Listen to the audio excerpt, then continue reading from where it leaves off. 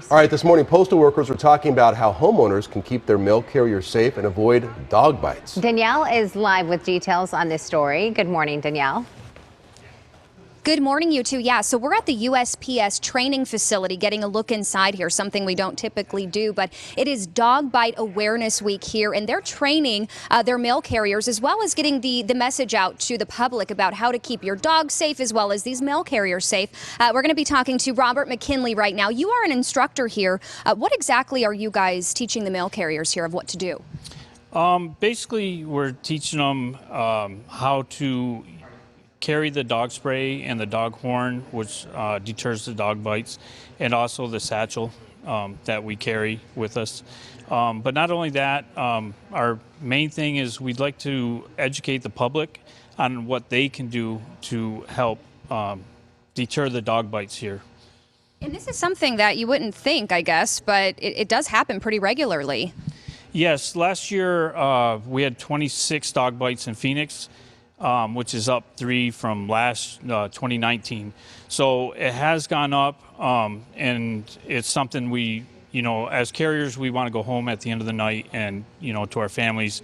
So we want to be safe out there. And what would you tell the public, people who do have dogs? One of the main things is to please, if they're expecting a package or we bring a package to their door and they do have a dog inside, if they would let us know that they have the dog and let us put the package down and leave before they actually open the door. We find a lot of dogs kind of escape out and get the carriers when the customer is trying to open the door to receive their mail or the package. And you would say, a lot of dog owners, oh, my dog's friendly, it's okay. Even in those situations, they should probably still kind of keep the dogs at bay.